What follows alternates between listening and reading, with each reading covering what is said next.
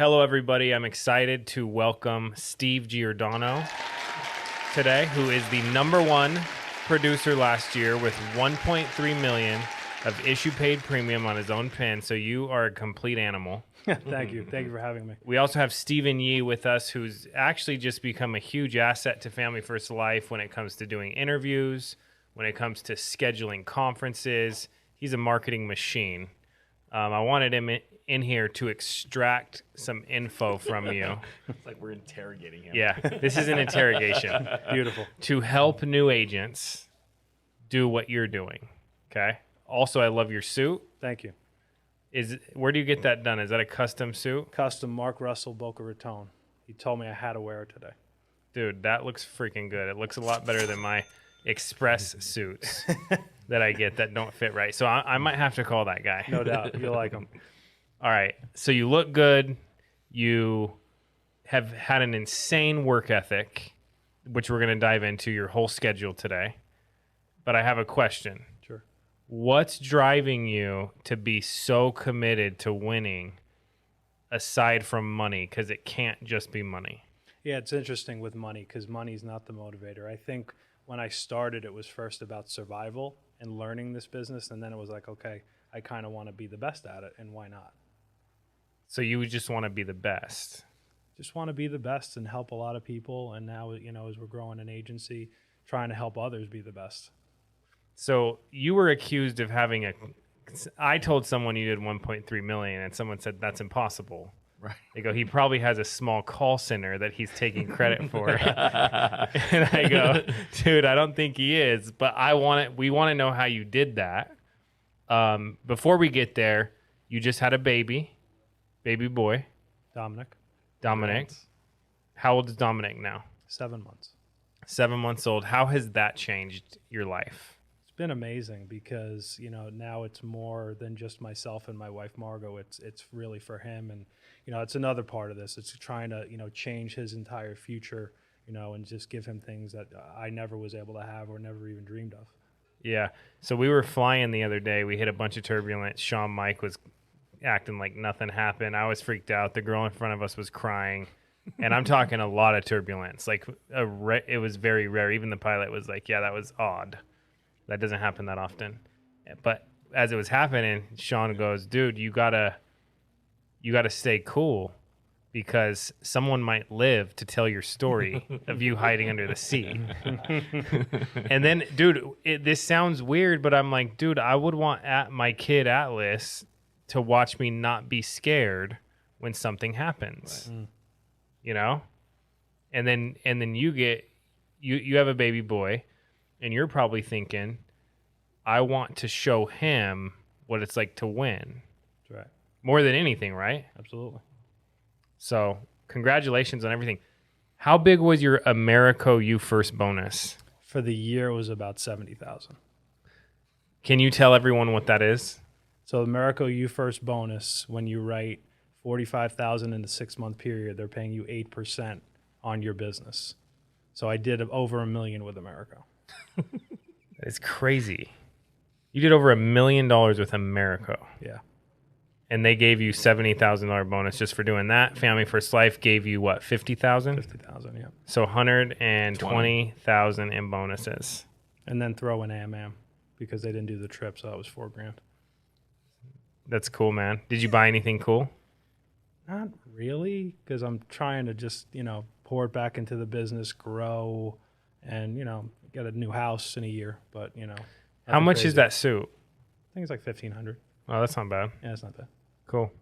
All right. Tell us about your schedule from when you wake up, go to bed. What's your day look like? How many appointments, how many leads? How do you get all of this done to accomplish such a big number by the end of the year? Yeah, I think the sacrifice is what you have to really buy into first. I've been one to get up at 4 a.m. Just because I've always wanted to be physical and physically healthy and fit. Go to the gym, 5 o'clock, typically there, hour and a half, back home, dialing by 8 o'clock. Like I am fanatical about dialing by 8 o'clock. I have agents that are like, you must have a dialer. I've never had anybody dial anything for me ever. So we'll set the record straight on that. Right. So just dialing at 8 a.m. typically till around 1, and then 1 o'clock until 3, I'll do calls for recruits, interviews, and then typically some form of a team call, typically on Monday, and then most of the time I'm finishing it up when I get home from like 6 to 8 dialing, because I just get fanatical about the appointment count. Mark Mead early on preached 30 appointments. We know that we can't lose on 30 appointments, so I just get really crazy about that, 15 and 15. And then when I'm out in the field, it's like it's on. Right. Meaning I'm there 9 to 9 typically, and I'm not going home until something good has happened. And I haven't had, a ton of days where I did monster days, but I haven't had any days where I did nothing. And that adds up. Right. So my mentality in the field then is when I'm out, typically I'm trying to book those 8, but if I didn't, I'm door knocking. I had a door knock last Wednesday of an 89-year-old woman and called me back, met her and her son on Saturday, and wrote a total of like $11,000. With Aetna. Yeah, it was Aetna and then a couple America for the 2 younger kids. Like, that doesn't take talent. Like, I'm not special because I can do that. Work. It's just working, So I'm typically doing that, dialing Monday, Thursday, typical FFL schedule, in the field Tuesday, Wednesday, Friday, Saturday, and just 30 appointments. 30, probably sit with 19, sell 10, 12, sometimes a little higher, sometimes a little lower.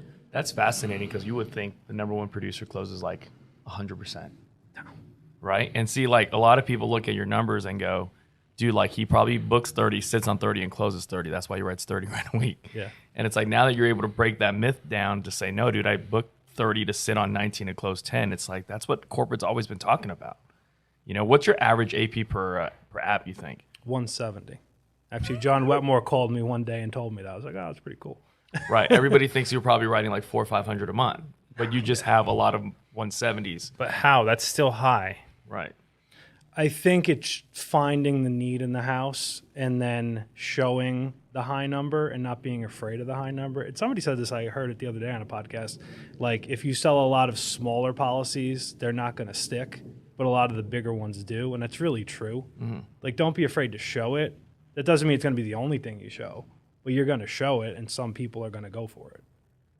Are you a 3 options guy, or are you a top-down? How do you close? Yeah, I'm a top-down with 3 options. I'm like the simplicity guy. Like, Okay. when it comes to the phone and the in-home. I do not want to overcomplicate this for people because if you'll lose them. I mean, Matt Smith says it all the time. So I try to just make it crazy simple and lead them in the direction because, Sean says it, we're the doctor, they're the patient. So don't convolute it. Don't make it, hey, I work as a broker. Clearly, if I wrote $1 million of America, like, we're going America. Like, I'm not giving you the option. And then if I pivot into something else, How powerful is it that you only go America? Like, you're not confusing clients. How do you? Okay, I got a good question that a new person might ask. What if one's $2 cheaper? How do you know? How are you okay going with America? Because I talk value over price. And I'll tell people, look, the process we're going through right now is a really, really simple process. And by the time we're done, we're either going to know if we're approved or we're not, as opposed to us having to wait 10 days for something to issue. They might come back and ask us more questions. Like, this is the best option for you. And when you have conviction in that, if you believe it, they believe it. Yeah.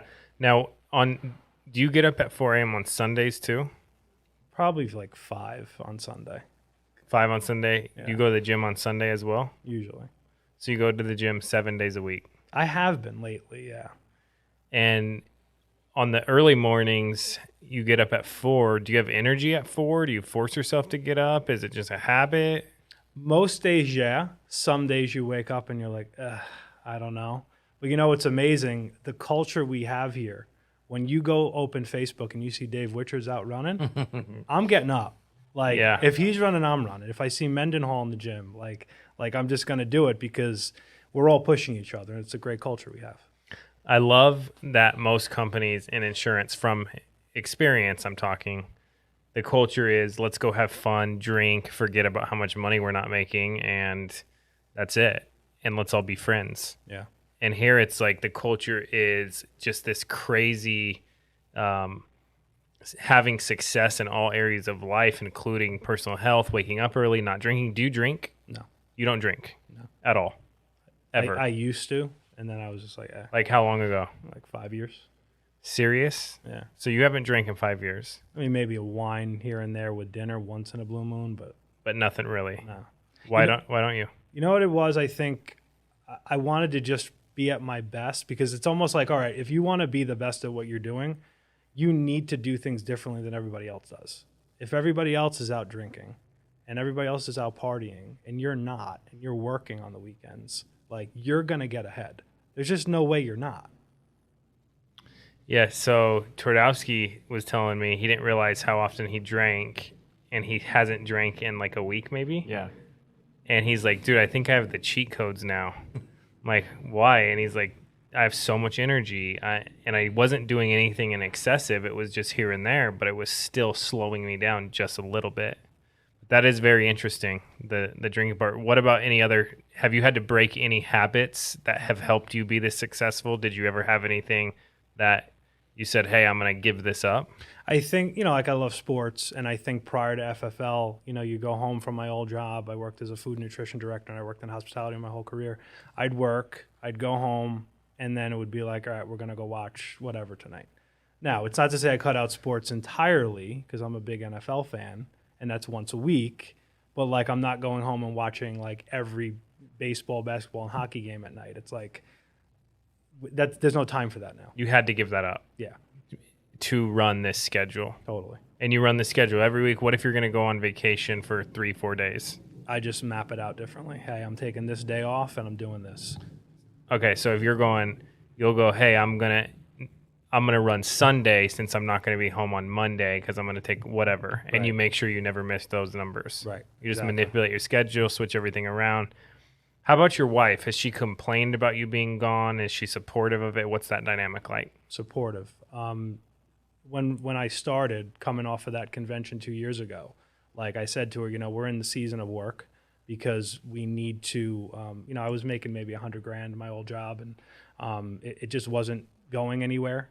And I was like, we need to go all in on this. And the only way I'm going to be successful, because I'm not that good and I know nothing about insurance, is I have to give it 100,000,000%. And she was on board. And it's not to say we do nothing. We do stuff. Sundays typically I'm off, whatever. But she was on board 1,000% because she sees the bigger picture. We're not going to be doing this forever. We're building a team. We're building an agency. So she sees the prize. I wanted to ask you. You said your background was food and nutrition. Yeah. When you got started here, like, had you worked anywhere else before working at FFL? No. So, like, how did you get your quote unquote background in sales or closing, or how did you become number one? Obviously, if you didn't have, the quote unquote sales background. I think I focused on the psychology of people a little bit. I listened to a ton of podcasts. I remember specifically listening to a ton that you had done early on in the car. I just wanted to learn as much as I could. And then I started working on the psychology to try and figure out how to communicate best with clients. And I early on figured out, okay, if I solve your problem, like, I'm going to sell a lot, right? Because that's what we do. Like, we don't even sell. We solve problems. And then with the solutions, we're able to make great money. Right. So I really worked on the psychology piece, from the phone to the in-home, meaning, your tonality on the phone, how simple you make booking the appointments, how simple you make the appointments, just certain ways that you speak to people, like little nuanced things are the things that I really worked on. Did you feel like you hit a wall in the beginning, or did you just come out the back, like, gates killing it? Or did you, like, go, man, this sucks, I got to learn, like you said, learn how to be good on the phone, learn how to be good in the home. Like, how long did that learning take? I think early on, the first month I spent $4,000 in leads. So the number one thing, you talked leads earlier, I wasn't confused about like buying, and I listened to my mentor, right? I listened to Mark. He said, do this, do that, do the other thing. So I spent 4, I wrote 21. I knew that I had the work ethic, and I knew it was going to take crazy work. I wasn't good on the phone early on. I wasn't good in the house. I remember probably an early appointment, maybe month 2, where I just kind of put my foot down and said, all right, enough. Like, I need to challenge people better and do a better job at that. And I was able to by challenging people, realize, okay, I need to do this over and over and over because it's the only way I'm going to be successful at this. That's crazy. Now, you came with no experience. How did Mark recruit you? We knew each other. We both worked at a restaurant company about 10 years ago. And we had just been friends, and then he's a big Dolphin fan as I am, so we had kind of, DM back and forth. Funny enough, when I lived in Tennessee in like 2015, a guy in my restaurant, he tried to recruit me to another company. He was selling an IUL to a client, and I didn't have like a retirement at the time, so he started talking to me about it. Then he started to recruit me. So then as I'm telling Mark, like, hey, like I'm interested in this insurance thing, he's like, well, that company I know has no leads. So please, he's like, go shoot your foot off before you go to that company. He's like, come here, we have leads, look at what we're doing. And I didn't jump into it because I'm not that guy. Like I need to, kind of process it first, right? And then I finally was like, you know what? Like, look at what they're doing. And I went to that convention, and then I was like, okay, like we can do this. You wrote them. So, like, do you think you would have wrote $1 million without leads? No, God, no. I wouldn't sell anyone if I didn't have leads. Right, and that's what's fascinating about this. Like we don't have to ask you to make a list of your friends and family. And how about this? I would work at Walmart if I didn't have leads. Amen. Before selling, prospecting crazy. Everyone I know is like a lead, and I have to go try to get them. Yeah, get them to buy. That's just weird. Yeah. I just find it fascinating because we talk to so many people from other companies that don't have leads, and they're like, you don't need leads. And I'm like, man, I don't know how you're going to generate business. Like, it's fascinating to me because it's like you wrote $1.3 million last year. How many of those were your friends and family? Zero? Zero. Like, that's crazy to me. You can't do that. So would you say you're a salesperson? No. No, huh? I'm a problem solver. I don't get sales vibe from him. Me too. At all. He's so laid back. It's he's so laid back. They're buying it themselves. Like, that's the difference, right? Like, sales is trying to get somebody to do something they don't want. Buying it, it's like, I made the decision myself to protect my own family, and that's what he does really good. I want to go back to the waking up early thing, because I think that would make a lot of people immediately successful just because they get rid of, the things that they want to do, like work out or whatever early in the day. And they're not thinking about it during working hours. So when you wake up, do you drink coffee, caffeine, pre-workout? I'll do a pre-workout, get myself going. What kind of straight to pre-workout in the morning? Straight to pre-workout. Let's go. Damn. Is it a dry scoop? Like you just... Yeah. You take a dry scoop? It's a beast, bro. Straight to the game. So you just take the powder... Oh no, I put it in water. Oh yeah, no, I don't drink the powder. That's what I was thinking. I thought you were saying you eat the powder. I mean, it's a better story if we go with what you're saying, so I'm down with that. But okay, then you go to the gym, and then what's your diet like during the day, and how much caffeine do you drink during the day? I usually have 1 cup of coffee a day, typically when I get back from the gym. And it's interesting you mentioned diet because when I started, I was like, okay, I want to eat well, and I don't want to stop to go eat out. It's expensive, whatever. And I remember buying a Yeti cooler, and my wife goes, "That's expensive. It's like $350." And now, like, what $350 made me of not having to stop, where now I can, make a salad, whatever, protein bars, protein drinks, water, the whole deal, and I just stock this thing up. Huge. So I have it all day long. That's how I can run 8 appointments and never have to stop. And do you follow any specific diet? Not anything specifically. I try and not eat a ton of fat stuff. Like I'll do chicken salads a lot.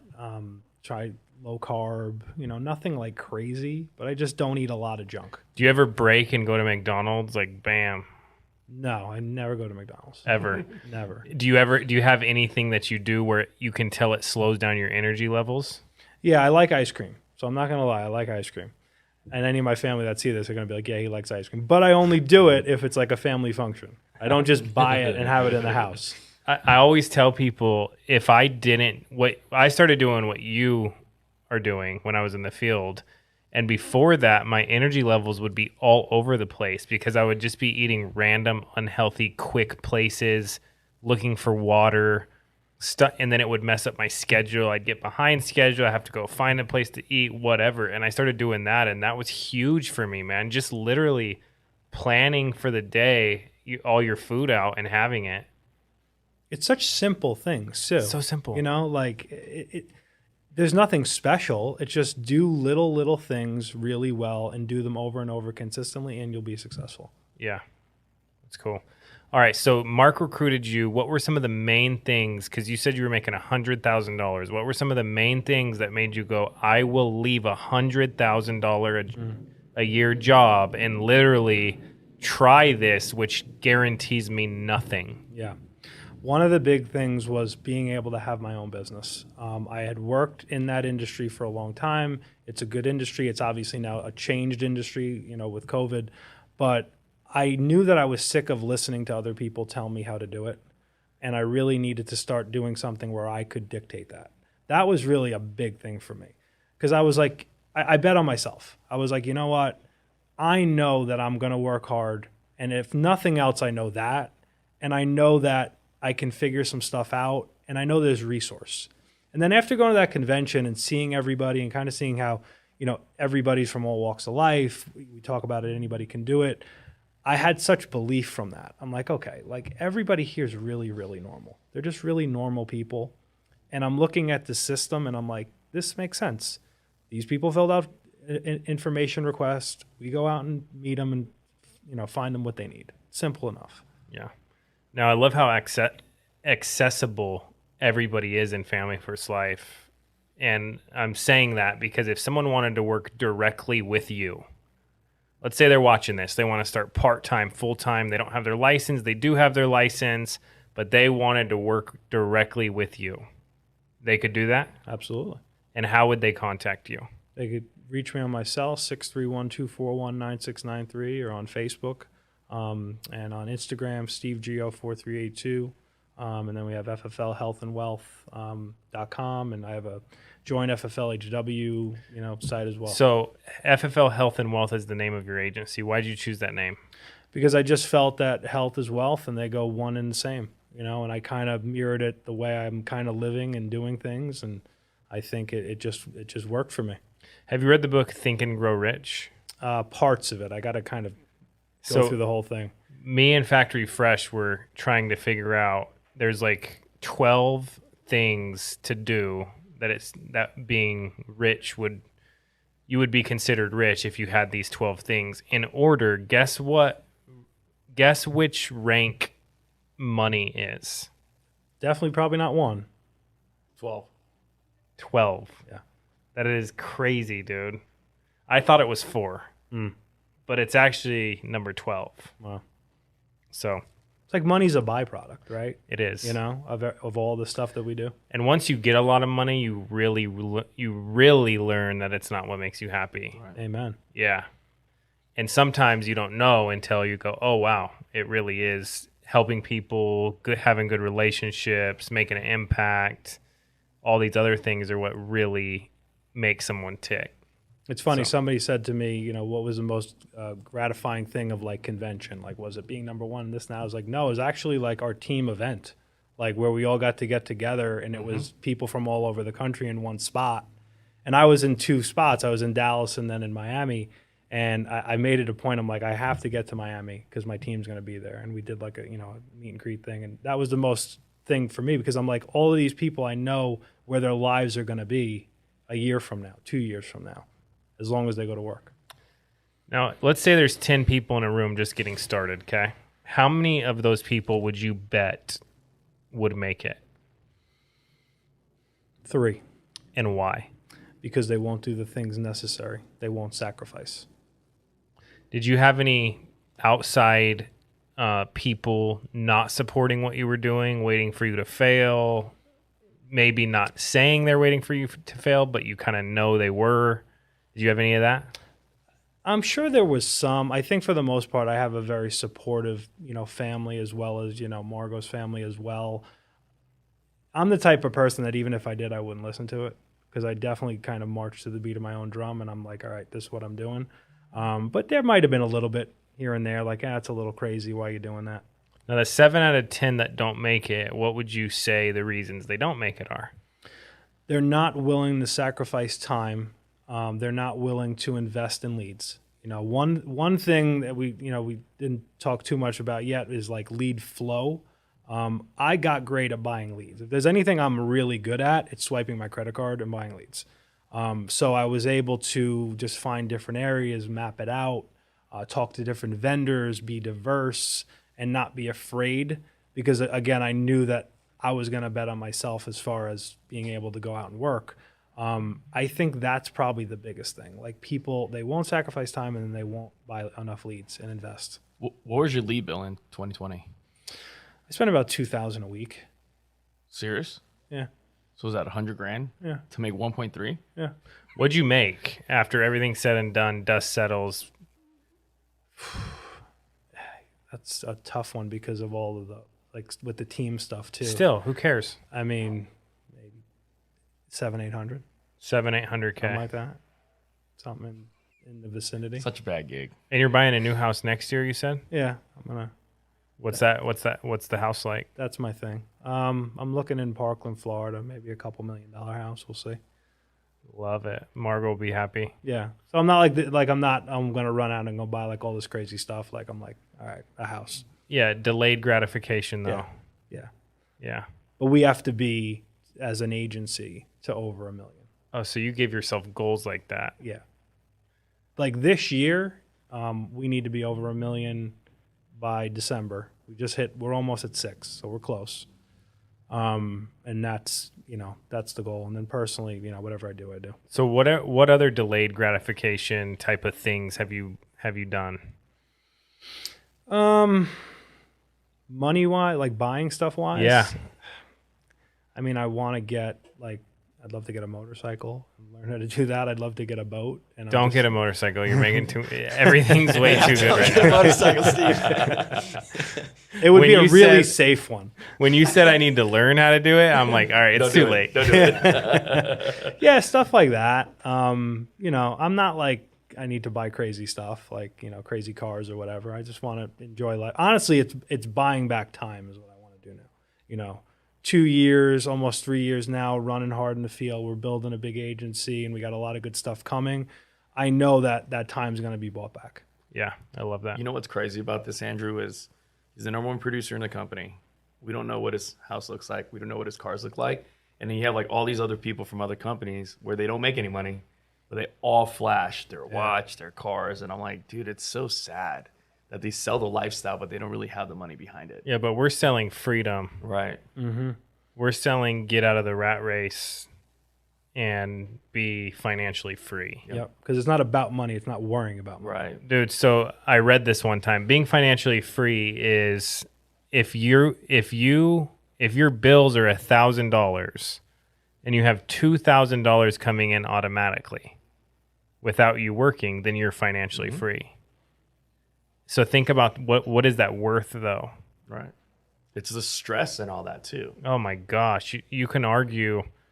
The way I used to sell annuities is, and I don't think I've talked about this much, but I would go, hey, okay, Steve, are you familiar with what happened when everybody lost their money during the Great Depression? Does anything come to mind when you think of that? Yeah. What? People having to go get butter and bread and not having enough, there wasn't enough stuff for them. And some people jumping out of buildings Yeah. because they lost everything. But what did that wear and tear do to that person's health potentially? Oh, yeah. Devastating. Okay.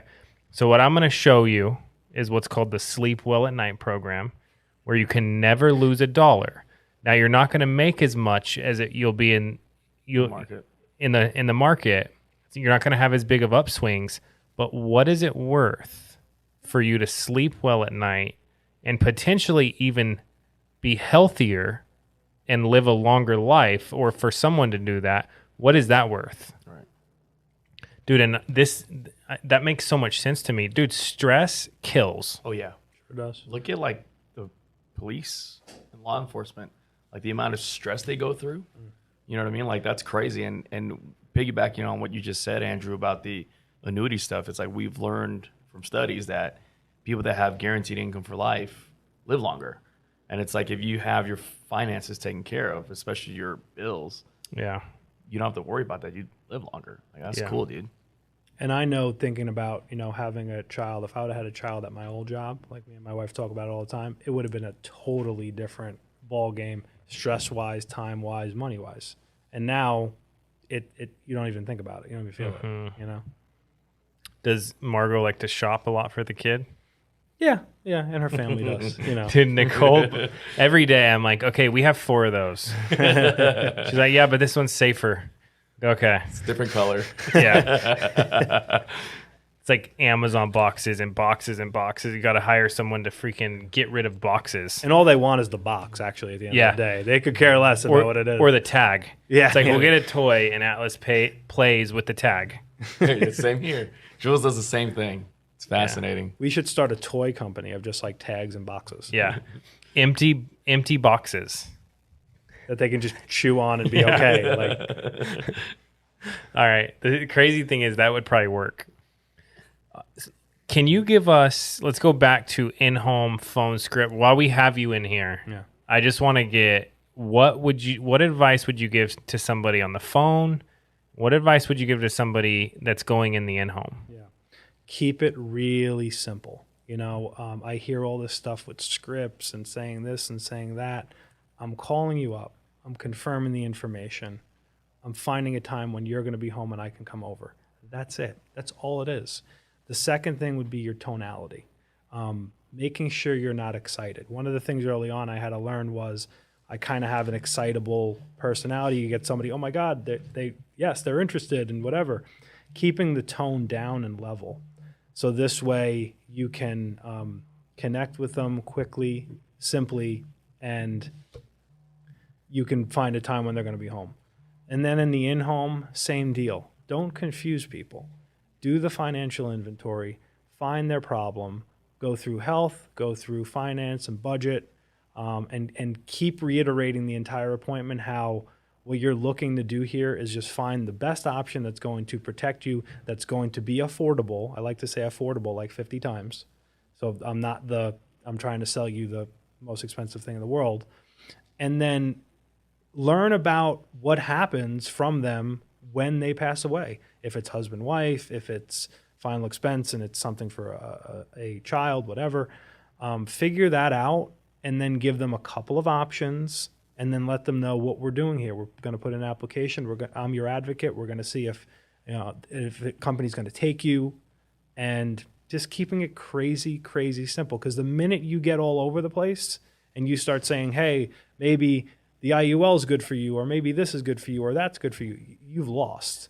They're not going to want to do anything. Tidal wave sale. I was just about to say that. Tidal wave selling. Yeah. And it's easy to get off track when they go, well, I have this 401k, and you get excited about telling them about an annuity. Then they're looking at you like a deer in headlights, and you're like, they're actually truly confused because you just threw up all over them about everything. Yeah. What do you say anything to stay on track? Do you go like, well, I'm going to talk about this right now, and we'll get to that later. That way we can discuss what I came here to discuss today. Do you do anything like that? Yeah, because I want to, I'm there to get the app for insurance. And I'm not great at annuities, so we're not going to pretend that I am. I've written a few. I need to be better at it, something I'm working on. But I want to go there first, and then from that, we'll look at other stuff, whatever it's going to be. Because you just don't want to confuse them. Mm-hmm. And that's it. That's your advice. What about closing? Do you have a line you use, or what do you say when you go, let's do this? I close from the phone call. So I'll say things like, who's your beneficiary going to be? And then bang, they stay on the phone with you, number one, because they start talking about it, thinking about it. And then I'll say things towards the end of the call like, yeah, I'm going to be out there Tuesday, and that's when we're going to get you the coverage. It's going to protect your family. So I'm saying little things. I'm planting seeds. Then when I'm in the in-home, I'll compliment them in the beginning. Hey, this is great. We're doing this. This is really smart. Whatever. You just refinance and you're saving some money, and now we're going to protect your family, protect your mortgage, one of your biggest assets. So throughout the process, I like to drop little hints. So there's no confusion at the end, why I'm here. The other thing I'd say, advice to new agents would be the domino effect, I call it. A lot of leads pounding the phone, a lot of appointments. So this way, if you don't, like, you're not the magical closer that's closing 19 out of 20, you have all these appointments that you're just off to the next. Mm-hmm. And it totally takes the pressure off. I have one stress every week. It's 15 and 15. That's it. Because I know what's going to happen. I know I'm going to have the percentage that are not home, the percentage that doesn't buy, and the percentage that buys. I know it. So just focus on those numbers. Have you had any days where you want to quit? Yes. When was the most recent one? Friday? Yeah, I mean, look, let's be honest. You deal with what you deal with, but you just have to always kind of be on to the next. I think you have to have a strong mindset. We talk about that a lot. But it's hard. I mean, when there's rejection, we're not used to loving rejection. But I'd like to say, all right, a baseball player who's a Hall of Famer, he hits 3 out of 10. So he basically, Twice as much. he strikes out, grounds out, flies out 7 out of 10 times. And he made the Hall of Fame, and he's $1 million baseball player. So just learn to love the numbers. Yeah, I love that. Cool, man. Any last questions, Steven? No, man. What's life like now? Pre FFL, you're making $100,000 a year. Most people, that'd be great for them. What's life back then like compared to what's life like now with FFL? It's great. I mean, just the ability to run your own business and be in control of it and see what we have our hands on and where we're headed as a company, that it motivates, it inspires me, it makes me want to work harder. Certainly not making decisions based on money. It's awesome. I mean, it's the greatest thing ever. You just have to persevere and work your way through everything. Awesome, man. Well, for anybody watching, you've been an inspiration to a lot of people. Thank you. But there's a lot of people that have not started yet that are going to completely crush it. Yeah. And they can follow some of the things you're giving them to get started quickly and make money for their family. Again, if anyone's watching, reach out. I mean, you're willing to help. You gave your phone number. You're probably always available. Yeah. For the people that are working. Totally. And we got a lot of work to do. Yep. So thank you for coming.